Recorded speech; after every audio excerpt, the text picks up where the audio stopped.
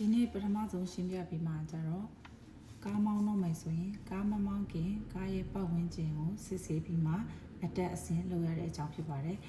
ဂျပန်လို့ဆိုရင်တော့ဒီမှာပေါ့နော်安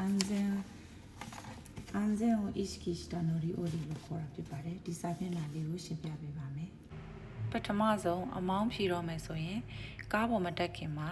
ကားရဲ့အနောက်ကားရဲ့အရှေ့ကားပတ်ဝန်းကျင်ပေါ့နော်အားလုံးကိုစစ်ဆေးဖို့လိုအပ်ပါတယ်ဒီဟာဘာဖြစ်လို့လိုအပ်တာလဲဆိုရင်ဒီလိုမျိုးပေါ့နော်ကားရဲ့အရှေ့အနောက်မှာကိုယ့်ရဲ့ကားမောင်းတဲ့နေရာနေမမြင်ရတဲ့နေရာဆိုတာရှိရပေါ့နော်အဲ့နေရာလေးတွေမှာအန္တရာယ်ရှိတဲ့အရာတွေရှိလားမရှိဘူးလားဆိုတာစစ်ဆေးတာဖြစ်ပါတယ်ကိုကဒီလိုလုပ်ခြင်းအပြင်ဒါတွေကိုနားလဲတယ်ဆိုတဲ့ဟာကိုဆောင်ဝဲစစ်တဲ့လူကသဘောပေါက်သွားမှာဖြစ်ပါတယ်။အဲအတွက်ကြောင့်မလို့ကားပေါ်မတက်ခင်ဒါလေးလိုအပ်ပါတယ်။ကားတကားဖွင့်တဲ့အချိန်မှာလည်းလိုအပ်တဲ့လောက်ပဲဖွင့်ပြီးတော့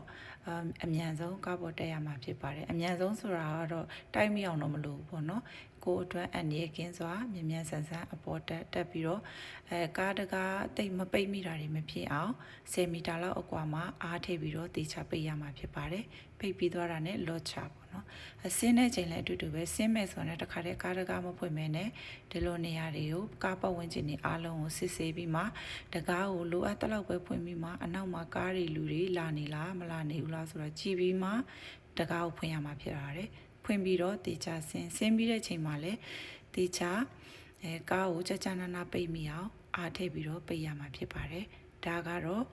安全を意識した乗り降りဖြစ်ပါတယ်ကားပေါ်မတက်ခင်တေချပေါ့ဒီဟာကိုလုပ်မယ်ဆိုရင်တော့အလွန်ကောင်းမွန်တဲ့အဖြေရမှာဖြစ်ပါတယ်